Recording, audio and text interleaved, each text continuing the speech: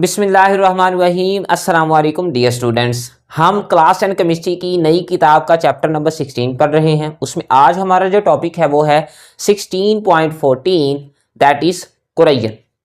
आपने अक्सर औकात ये देखा होगा, ऑब्ज़र्व किया होगा या ये लफ्ज़ सुना ज़रूर होगा कि जी हमारी मोटर बाइक को जंग लग गया, खिड़की को जंग लग गया, दरवाजे को जंग लग गया। तो लोहा जो है या स्टील है इसको जंग लग जाता है। अंग्रेजी में, इंग्लिश में इसके लिए लफ्ज़ इस्तेमाल होता है रस्टिंग ऑफ आयरन। तो ये जो रस्टिंग ऑफ आयरन है जिसे हम कहते हैं जंग लगना, that is a type of corrosion. ये असल में कुरैयन की ही एक मिसाल है या कुरैयन की ही एक किस्म है। तो फिर कुरैयन क्या है हमारे पास? कुरैयन के लिए हम लफ्ज़ डियर स्टूडेंट्स ख़राब होना, टूट फूट का शिकार होना या गल जाना, ये सारे लफ्ज़ इस्तेमाल कर सकते हैं, लेकिन ये इसकी मुकम्मल डेफिनेशन नहीं बताते। तो मुकम्मल डेफिनेशन क्या है? मुकम्मल डेफिनेशन ये है, it is a natural process. ये एक कुदरती अमल है, नेचर के अंदर खुद ब खुद ये अमल होता है। इसमें होता क्या है कि कोई भी आपके पास जो मेटल है वो इन्वायरमेंट में मौजूद केमिकल्स के साथ रिएक्ट कर जाती है और आहिस्ता आहिस्ता डिके होना शुरू हो जाती है, टूट फूट का शिकार हो जाती है। तो इस अमल को हम क्या कह देते हैं? कुरैयन। तो आइए साथ साथ इसकी डेफिनेशन बुक के अकॉर्डिंग पढ़ते हैं और साथ ही साथ टॉपिक को एंजॉय करते हैं और इसे सीखते हैं कि ये असल में है क्या। So corrosion is a natural process. Natural process है, कुदरती अमल है, due to which a metal suffers gradual decay, जिसकी वजह से जो मेटल है, ग्रेजुअल का मतलब होता है slowly slowly, Aahista Aahista, decay का मतलब होता है डिसइंटीग्रेट हो जाना, ब्रेक डाउन हो जाना, टूट जाना। तो मेटल आहिस्ता आहिस्ता ब्रेक होना शुरू हो जाता है, टूटना शुरू हो जाता है या खत्म होना शुरू हो जाता है। कब? व्हेन इट इंटरेक्ट्स केमिकली, जब ये केमिकल रिएक्शन करता है मेटल, ठीक है, किसके साथ? विद इट्स इन्वायरमेंट, अपने ही माहौल के साथ, एयर के साथ। तो हमारे पास इन्वायरमेंट में क्या चीजें हो सकती हैं? इन्वायरमेंट के अंदर होगी ऑक्सीजन, इन्वायरमेंट के अंदर होगा पानी, वाटर।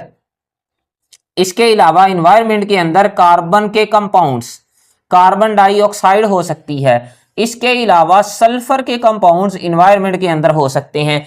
तो दैट इज इन्वायरमेंट। ये सारे कंपाउंड्स मेटल के साथ केमिकल रिएक्शन करते हैं, इंटरेक्ट केमिकली। इंटरेक्शन का मतलब होता है आमना सामना होना, रिएक्शन होना। केमिकली मींस केमिकल रिएक्शन होगा। तो केमिकल रिएक्शन होगा, ये सारी चीजें आपके पास किसके साथ रिएक्ट कर जाती हैं? मेटल की सरफेस के साथ। जिसकी वजह से होता क्या है dear students? Metal Aahista Aahista decay होना शुरू हो जाती है, खत्म होना शुरू हो जाती है और इस कुदरती अमल को हम क्या कह देते हैं? कुरैयन। अब ये जो इंटरेक्शन है, इस इंटरेक्शन के दौरान होता क्या है? फर्ज करें कि मेरे पास ये आयरन का एक पीस है, ये इसकी मैंने सरफेस बनाई हुई है आपके पास ये ब्लू कलर के साथ। तो होता क्या है कि आयरन जो है इसके इर्द गिर्द ऑक्साइड की एक लेयर बन जाती है। इस तरह से आयरन जो है हवा में मौजूद ऑक्सीजन और पानी के साथ रिएक्ट कर जाता है और इसके इर्द गिर्द किसकी लेयर बन जाती है डियर स्टूडेंट्स? आयरन ऑक्साइड की। और ये तकरीबन ब्राउन कलर की होती है, मैंने इसे शायद यहाँ पर रेड कलर के साथ बना दिया है। तो आयरन ऑक्साइड की एक लेयर बन गई किसके इर्द गिर्द? आयरन के पीस के इर्द गिर्द, ठीक है। इसी तरह आपके पास जो सिल्वर है, सिल्वर जो है ये आपके पास सल्फाइड की लेयर बनाता है ब्लैक कलर की। तो सिल्वर जो है इसकी जो सरफेस है इसके इर्द गिर्द जो है सल्फाइड की कोटिंग हो जाती है इस तरह से। तो ये आपके पास नॉर्मली आम हालात में ऐसा होता है। तो सिल्वर जो है सल्फाइड, ये लेयर जो है सिल्वर सल्फाइड इसके इर्द गिर्द जो है वो बन जाती है। इसी तरह जो कॉपर है इसके इर्द गिर्द कॉपर कार्बोनेट, कॉपर कार्बोनेट की इस तरह से ग्रीन लेयर जो है ये आपके पास बन जाएगी। तो मैंने आपको बताया कि आम हालात में इन मेटल्स के इर्द गिर्द जो है ये लेयर्स बनती हैं, यानी कि आयरन के इर्द गिर्द ऑक्साइड की लेयर बनेगी, सिल्वर के इर्द गिर्द सल्फाइड की लेयर बनेगी और कॉपर के इर्द गिर्द किसकी लेयर बनेगी, कार्बोनेट की। लेकिन मैंने ये नहीं कहा कि आयरन जो है वो सल्फाइड नहीं बना सकता या आयरन जो है वो कार्बोनेट की लेयर नहीं बना सकता, बना सकता है, लेकिन नॉर्मली इन्वायरमेंट के अंदर जो है आयरन का ऑक्साइड ही बनता है, सिल्वर का सल्फाइड बनेगा ब्लैक कलर का, कॉपर का कार्बोनेट बनेगा, ग्रीन कलर की एक लेयर बन जाती है। तो आपकी बुक के अंदर इसके रिलेटेड क्या लिखा है, आपकी बुक कहती है ड्यूरिंग दिस इंटरेक्शन, इस इंटरेक्शन के दौरान क्या होता है, the surface of metal, metal की जो सरफेस है मैंने यहाँ पर जो है ब्लू कलर के साथ शो की गई है, the surface of metal is coated with, metal की सरफेस जो है उसके इर्द गिर्द कोटिंग हो जाती है, एक तह चढ़ जाती है, किसकी, with compounds such as oxides, sulphides and carbonates. यानी कि डियर स्टूडेंट्स, ये जो इंटरेक्शन है जिसमें आपके पास इन्वायरमेंट में मौजूद केमिकल्स और मेटल्स आपस में रिएक्ट कर जाते हैं, इनका आपस में आमना सामना होता है, तो जो मेटल की सरफेस है, मेटल की जो ऊपरी सतह है, उसके इर्द गिर्द ऑक्साइड्स, सल्फाइड्स और कार्बोनेट्स वगैरह की लेयर्स बन जाती हैं। तो ये आपकी बुक के अंदर भी लिखा गया है। अब ये जो कुरैयन है ये आपके पास एक इंपॉर्टेंट शॉर्ट क्वेश्चन के तौर पर पूछा जा सकता है, दैट व्हाट इज कुरैयन, कुरैयन क्या है, इसकी डेफिनेशन लिखें। तो आप यहाँ से लेकर यहाँ तक लिखें और साथ में जो मैंने एक जुबानी जो है वो एक लाइन बोली है, यानी कि बुक का जो पहला ही पैराग्राफ है कुरैयन का, अगर आप वो लिख देंगे और एक एग्जाम्पल दे देंगे तो आपके पास कुरैयन की डेफिनेशन हो जाएगी और ये शॉर्ट क्वेश्चन भी पूरा हो जाएगा। अब कुरैयन की एग्जाम्पल क्या है, तो कुरैयन की एग्जाम्पल अब हम डिस्कस कर लेते हैं। देखिए कुरैयन जो है ये एक जनरल टर्म है, ठीक है, ये सारी मेटल्स के लिए इस्तेमाल होती है, लेकिन जो आपके पास कुरैयन ऑफ आयरन है, ठीक है, लोहे की जो कुरैयन होती है उसे हम एक खास नाम देते हैं, उसे हम कहते हैं rusting of iron. So rusting of iron की डेफिनेशन क्या है, corrosion of iron is called rusting. अगर आयरन की कुरैयन हो, ठीक है, आयरन टूट फूट का शिकार हो, आयरन के इर्द गिर्द ऑक्साइड की लेयर बन जाए तो इसे हम क्या कह देंगे, रस्टिंग। तो होता क्या है आपके पास यहाँ पर आयरन, हवा में मौजूद ऑक्सीजन और पानी, ठीक है, ये सारी चीज़ें आपके पास रिएक्ट कर जाती हैं और आपके पास बनता क्या है, हाइड्रेटेड आयरन 3 ऑक्साइड। ये जो हाइड्रेटेड आयरन 3 ऑक्साइड है इसको हम रस्ट भी कह देते हैं। ये जो है इसका फार्मूला अगर देखा जाए मैं यहाँ पे लिख देता हूँ, Fe2O3.XH2O, that is hydrated iron 3 oxide, ठीक है। तो ये इसका फार्मूला है, हाइड्रेटेड का मतलब है इसके अंदर पानी होगा, आयरन 3 का मतलब है कि यहाँ पर जो आयरन है इसने अपने 3 इलेक्ट्रॉन लूज किए हुए हैं, ठीक है, Fe3 पॉजिटिव की फॉर्म में ये मौजूद है और ऑक्साइड का मतलब है ऑक्सीजन। तो ये रस्ट का आपके पास फार्मूला भी आ गया। अब होता क्या है, फर्ज करें कि ये मेरे पास एक आयरन का पीस है, इसके इर्द गिर्द ये जो है ब्राउन कलर की रस्ट की लेयर बन गई है।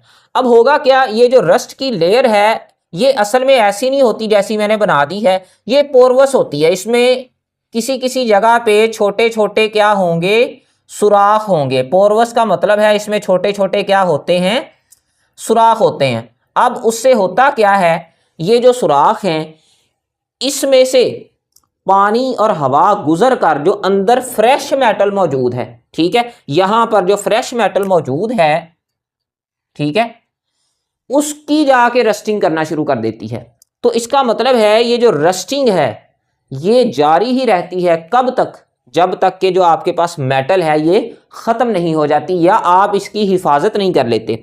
तो आपकी बुक के अंदर क्या लिखा है, once iron begins to rust, एक मरतबा आयरन जो है उसकी रस्टिंग स्टार्ट हो जाए, process will continue as rust is porous, और ये जो प्रोसेस है ये जारी रहेगा, यानी कि रस्टिंग ऑफ आयरन जारी रहेगी। क्यों, बिकॉज आपके पास जो रस्ट है ये पोरवस है, ये सुराखदार है, इसमें छोटे छोटे सुराख होते हैं।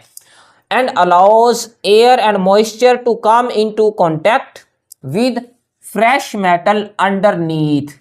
और जो आपके पास हवा है और मॉइस्चर यानी कि पानी है या नमी है, वो क्या करती है, वो राबता कायम कर लेती है किसके साथ, जो फ्रेश मेटल है जो रस्ट के नीचे छुपी हुई है। ठीक है, तो पानी और हवा जो है वो वहां तक भी पहुंच जाते हैं उन सुराखों से होते हुए। Hence all metal will corrode given enough time, लिहाजा सारी मेटल जो है उसकी कुरैयन हो जाएगी गिवन इनफ टाइम, अगर इतना वक्त दिया जाए। हाँ, अगर आप वक्त से पहले ही पेंट वगैरह कर लें, ग्रीस वगैरह कर लें, तो आप मेटल को बचा भी सकते हैं। अब ये जो रस्टिंग ऑफ आयरन है, ये भी एक शॉर्ट क्वेश्चन के तौर पे पूछा जा सकता है, डिफाइन रस्टिंग। ठीक है, तो मैंने यहाँ पर लिख दी है, आप इधर से लेकर उतना लिख देंगे तो आपको 2 नंबर मिल जाएंगे, साथ में इसका फार्मूला भी लिख दें। अब एक और शॉर्ट क्वेश्चन यहाँ से पूछा जा सकता है, वो है डिफरेंस बिटवीन कुरैयन एंड रस्टिंग। तो इसमें आपने क्या करना है, दोनों की डेफिनेशन लिख देनी है, तो डिफरेंस भी हो जाएगा। तो 3 शॉर्ट क्वेश्चन यहाँ से पूछे जा सकते हैं। अब एक और इंपॉर्टेंट शॉर्ट क्वेश्चन यहाँ पे क्या है, वो है कंडीशंस फॉर रस्टिंग। मैं यहाँ पे लिख भी देता हूं, that is short question. Rusting की कंडीशंस क्या है, किन शराइत पर पूरा उतरने के बाद जो है वो रस्टिंग स्टार्ट हो जाती है। तो पहली जो कंडीशन है यहाँ पर डियर स्टूडेंट्स, वो है ऑक्सीजन या एयर भी कह सकते हैं, या हम इसे क्या कह सकते हैं, एयर। और दूसरी जो कंडीशन है वो है पानी, वाटर, या हम इसे मॉइस्चर भी कह सकते हैं, नमी। तो अगर ये दोनों चीजें मौजूद हैं और आपके पास आयरन मौजूद है, जाहिर सी बात है आयरन तो होगा जिसकी रस्टिंग होनी है, तो आपके पास रस्टिंग स्टार्ट हो सकती है। अब हम देख लेते हैं कि रस्टिंग का जो प्रोसेस है ये केमिकली कैसे होता है। अब फर्ज करें कि मेरे पास ये एक मेटल का पीस है, इस तरह से, ये डियर स्टूडेंट्स मैंने मेटल का एक पीस ले लिया, फर्ज करें आयरन का ये एक पीस है।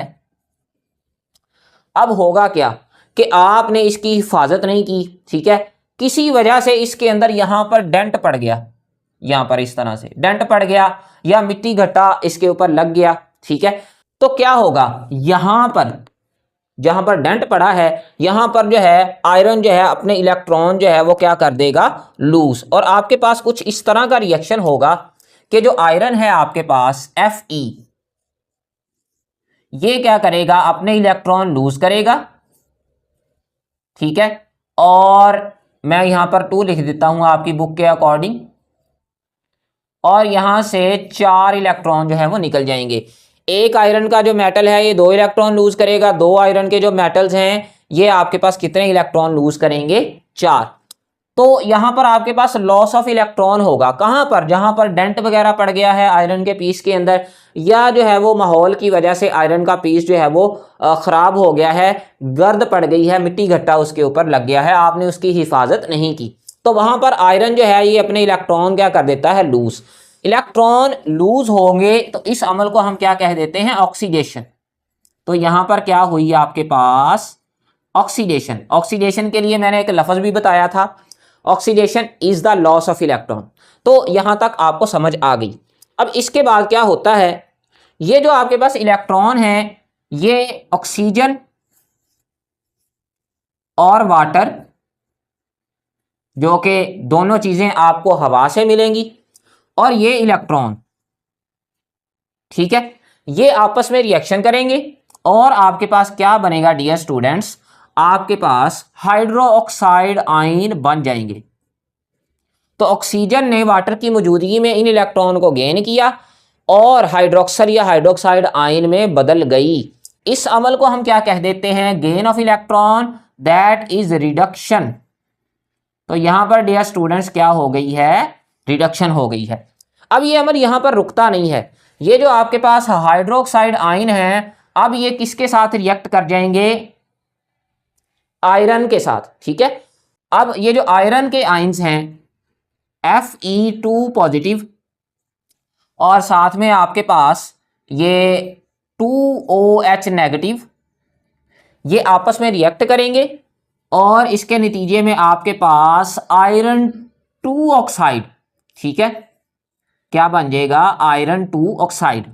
अब बात यहां पर रुकती नहीं है, ये जो आयरन 2 ऑक्साइड है ये क्या करता है, FeOH2 that is iron 2 oxide, इसके आप 4 मोल ले लें, ये हवा में मौजूद ऑक्सीजन और वाटर इन दोनों के साथ रिएक्ट कर जाएगा और आपके पास आयरन 3 ऑक्साइड, ठीक है, ये बन जाएगा। आपकी बुक ने इसे कहा है रस्ट, लेकिन असल में ये एक अनस्टेबल कंपाउंड है। ये अपने आप में से वाटर के मॉलिक्यूल को रिमूव करता है और ये क्या करता है कि ये बदल जाता है इनटू Fe2O3.XH2O, यानी कि हाइड्रेटेड आयरन 3 ऑक्साइड के अंदर, ठीक है। तो आपकी बुक के अंदर यहां तक रिएक्शन लिखा हुआ है, लेकिन असल में ये रस्ट का फार्मूला एग्जैक्ट नहीं है, ये भी रस्ट का ही फार्मूला है, लेकिन ये अनस्टेबल कंपाउंड है। ये आगे मजीद एक कंपाउंड में बदलता है, उस कंपाउंड का नाम क्या है, हाइड्रेटेड आयरन 3 ऑक्साइड, या ये इसका फार्मूला भी मैंने लिख दिया है। अब डियर स्टूडेंट्स, हमने ये तो पढ़ लिया कि आपके पास कुरैयन क्या है और कुरैयन का अमल कैसे होता है। अब हम पढ़ेंगे प्रिवेंशन ऑफ कुरैयन, कि हम जो है वो कुरैयन से, जंग से कैसे बच सकते हैं। लेकिन इस टॉपिक को स्टार्ट करने से पहले एक अच्छा सा शेर सुना देता हूँ। खुशफहमियों के सिलसिले इतने दराज हैं, हर ईंट समझती है दीवार मुझसे है, ठीक है। तो इसी शेर के साथ टॉपिक का आगाज़ कर लेते हैं। प्रिवेंशन ऑफ कुरैयन जो है, कुरैयन से कैसे बचा जा सकता है, इसके तरीके ये शॉर्ट क्वेश्चन के हवाले से बहुत ही ज़्यादा अहम है, ठीक है। यहाँ से बहुत सारे शॉर्ट क्वेश्चन बन सकते हैं। सबसे पहला तो शॉर्ट क्वेश्चन यही बन सकता है कि आप कुरैयन से बचाव के 2 तरीके लिखें, ठीक है, 2 लिखें या 4 तरीकों के नाम लिखें, 3 तरीकों के नाम लिखें, तो ये सारे जो है वो सवाल यहाँ पर बन के आ सकते हैं। तो पहला जो मेथड है कुरैयन से बचने का वो है coating of the metal surface. Metal की जो सरफेस है उसके इर्द गिर्द किसी ना किसी चीज़ की कोटिंग कर दें। कोटिंग कहते हैं, ये जो मैंने कोट पहना हुआ है ये वाली कोटिंग नहीं है। कोटिंग असल में कहते हैं एक मेटल की सरफेस जो है उसके इर्द गिर्द किसी दूसरी चीज़ की बारीक सी तय चढ़ा देना, ठीक है। तो ये कैसे होगा, आपके पास अगर एक मेटल का पीस है, फॉर एग्जांपल ये है मेरे पास, आयरन का पीस मैंने ऊपर भी लिया हुआ है, चलें यहाँ पे दोबारा ले लेते हैं, ठीक है। तो ये आयरन का पीस है, मैं इसके इर्द गिर्द जो है ब्लू कलर का पेंट कर देता हूँ इस तरह से। नहीं जी, मैंने इसको कर दिया पेंट। तो पेंट करने से क्या होगा, अब पेंट करने से ये होगा कि जो एयर में मौजूद ऑक्सीजन और वाटर है वो इसमें से गुजर कर वाटर के साथ राब्ता कायम नहीं कर सकेगी, तो जिसकी वजह से क्या होगा कि आपके पास आयरन की या मेटल की कुरैयन नहीं होगी। तो ये पहला मेथड है, इसको रीड भी कर लेते हैं, मैंने बुक की वर्डिंग ही यहाँ पर लिख दी है। तो क्या है जी, corrosion can be avoided by coating the metal surface with some barriers. Barriers कहते हैं रुकावटें लगा दें आप, ठीक है। तो मेटल की सरफेस के इर्द गिर्द जो है रुकावटें लगाने से आप मेटल को कुरैयन से बचा सकते हैं। That prevent the contact of the metal surface with the atmosphere. अब ये बैरियर्स क्या काम करते हैं, ये बैरियर्स या ये रुकावटें आपके पास मेटल की जो सरफेस है उसका राबता माहौल से नहीं होने देते, इन्वायरमेंट से नहीं होने देते, या इन्वायरमेंट में मौजूद केमिकल से नहीं होने देते। अब इस मकसद के लिए हम क्या करते हैं, for this purpose metals are protected either by greasing with oil और पेंटिंग। इस मकसद के लिए मेटल्स के इर्द गिर्द या तो पेंट किया जाता है, ये पेंटिंग लफ्ज़ वो वाली पेंटिंग नहीं है जो हम जो है करते हैं पेंटिंग कागज़ के ऊपर, ये पेंटिंग मतलब आपने इसके इर्द गिर्द जो है वो पेंट चढ़ाना है, या आपने ऑयल की एक तय चढ़ा देनी है या ग्रीस की तय चढ़ा देनी है। दूसरा तरीका है गैल्वेनाइजिंग। इसके लिए एक और लफ्ज़ अगर देखा जाए that is zinc coating. Zinc coating ये भी बिल्कुल वैसे ही है। इसमें हम क्या करते हैं कि जिंक की कोटिंग कर देते हैं किसके ऊपर, आयरन या स्टील के ऊपर। तो ये कैसे की जाती है, ये बड़ा ही आसान है। हम जो है एक बर्तन लेते हैं, उसके अंदर जो जिंक है उसको मेल्ट कर लेते, ठीक है। अब डियर स्टूडेंट्स, इसके बाद आपके पास क्या होता है कि आप आयरन या स्टील का पीस लेते हैं और इसे मोल्टन बाथ के अंदर इस तरह से रख देते हैं, ठीक है। और इस तरह से इसे रखने के बाद इसको यहां से निकाल लेते हैं इस तरह से, ये आयरन का पीस है, और इसे ठंडा कर लेते हैं। तो इसके इर्द गिर्द इस तरह से जिंक की एक तह चढ़ जाती, और इसको हम क्या कह देते हैं, जिंक कोटिंग या गैल्वेनाइजिंग। अब इसका फायदा क्या है, ये जो जिंक है ये अपनी तो कुरैयन करवा लेगी लेकिन आयरन की कुरैयन नहीं होने देगी, ठीक है। तो इसी वजह से हम जिंक कोटिंग करते हैं कि ये आयरन की या स्टील की कुरैयन नहीं होने देगी, अपनी कुरैयन करवा लेगी। क्यों? क्योंकि जिंक जो है वो ज्यादा रिएक्टिव है किसकी निस्बत, आयरन की निस्बत। तो इसको हम रीड भी कर लेते हैं। Common method to protect iron और स्टील फ्रॉम रस्टिंग। तो ये आपके पास एक कॉमन मेथड है, इसकी मदद से आप आयरन या स्टील को रस्टिंग से बचा सकते हैं। It involves dipping an iron sheet in a bath of molten zinc. आपने पिघला हुआ जिंक लेना है, ठीक है, एक बर्तन के अंदर, उसके अंदर आपने आयरन या स्टील का जो पीस है या जो उसकी शीट है वो डिबो देनी है, ठीक है, उसको नहला देना है। उसके बाद क्या होगा, a layer of zinc metal gets deposited on the iron sheet. जो आयरन की शीट है उसके इर्द गिर्द एक जिंक की तह बन जाती है एंड प्रिवेंट्स रस्टिंग, और वो आयरन की शीट को रस्टिंग से बचाती है। इसी तरह जो आपके पास टिन कैन्स होते हैं जिसके अंदर बोतलें वगैरह आती हैं, ठीक है, वो असल में टिन के नहीं होते, उसके इर्द गिर्द टिन की एक तह चढ़ी होती है, वो होते स्टील के ही हैं। सो टिन कैन्स और स्टील कैन्स, ये एक्चुअली में स्टील के कैन्स होते हैं आपके पास, coated with a thin layer of tin, और इसके इर्द गिर्द एक बारीक सी तह चढ़ाई होती है, किसकी, टिन की। सैक्रिफिशियल प्रोटेक्शन, सैक्रिफाइस का मतलब होता है कुर्बानी देना। तो इस प्रोसेस में क्या होगा, a more reactive metal like zinc और मैग्नीशियम, एक ज्यादा रिएक्टिव मेटल जैसा कि आपके पास जिंक और मैग्नीशियम है, is used which will corrode in place of less reactive metal like iron. तो होता क्या है कि आप जैसा कि आयरन का पीस है उसके इर्द गिर्द एक ऐसी मेटल की तह चढ़ा देते हैं जो उससे भी ज्यादा रिएक्टिव है, ठीक है। यानी कि मैं अगर यहां पर देखूं तो ये कैसे अमल होगा, अगर ये मेरे पास एक आयरन का पीस है, ठीक है, इस तरह से मैं इसके इर्द गिर्द मैग्नीशियम की तह चढ़ा दूंगा इस तरह से। ये फर्ज करें कि मैंने इसके इर्द गिर्द किसकी तह चढ़ा दी, मैग्नीशियम की। अब आयरन जो है ये कम रिएक्टिव है और मैग्नीशियम जो है ये ज्यादा रिएक्टिव है। तो क्योंकि मैग्नीशियम ज्यादा रिएक्टिव है ये अपने इलेक्ट्रॉन जो है वो लूज करेगा, तो मैग्नीशियम जो है ये अपने इलेक्ट्रॉन क्या करेगा, लूज। अब यही इलेक्ट्रॉन जो है वो फ्लो होकर किसकी तरफ जाएंगे, आयरन की तरफ, ठीक है। तो यहां पर मैग्नीशियम जो है इसकी ऑक्सीडेशन होगी, ये एनोड का काम करेगा, और जो आपके पास आयरन है ये कैथोड बन जाएगा। अब आयरन जो है वो इन इलेक्ट्रॉन्स को अपने पास रखेगा, किन इलेक्ट्रॉन्स को, जो मैग्नीशियम ने दिए हैं। तो लाइट चली गई है यहाँ पे पाकिस्तान के अंदर जैसा कि आमतौर पे होता है।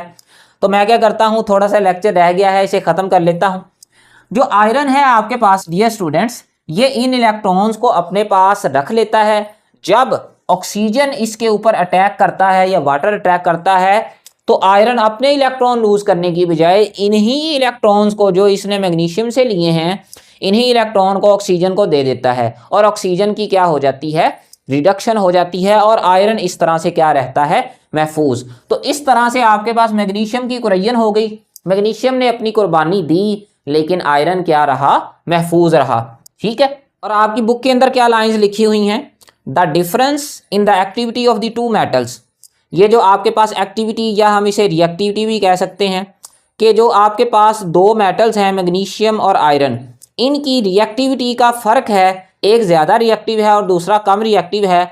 Causes a current to flow between them, इसकी वजह से इनके दरमियान एक करंट फ्लो होता है, मतलब जो इलेक्ट्रॉन हैं वो मैग्नीशियम से किसकी तरफ जाते हैं, आयरन की तरफ। मूवमेंट ऑफ इलेक्ट्रॉन को यहाँ पर करंट कहा जा रहा है।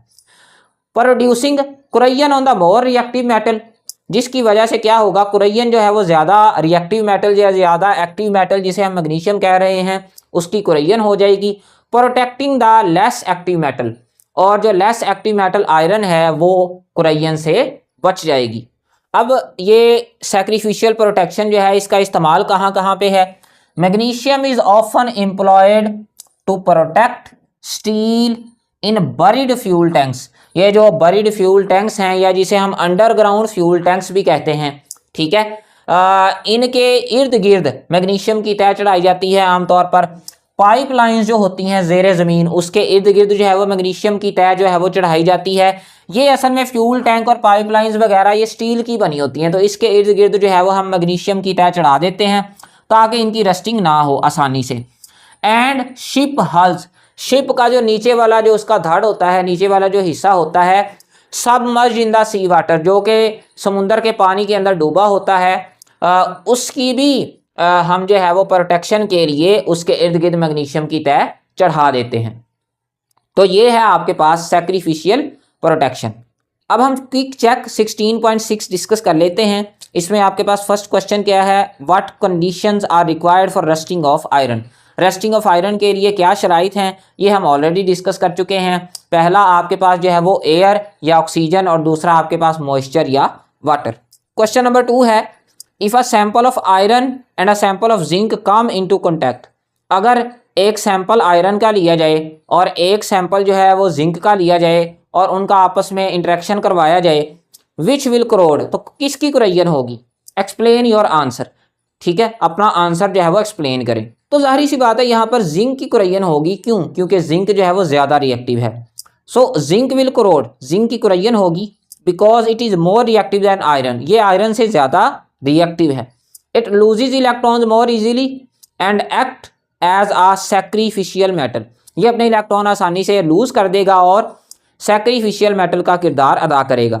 Protecting the iron from rusting, और इस तरह से जो आयरन है उसको रस्टिंग से बचाया जा सकता है। So that was all about today's lecture. अगर आपको वीडियो लेक्चर पसंद आया हो तो चैनल को सब्सक्राइब और वीडियो को लाइक ज़रूर कर लीजिएगा। For today, thank you very much.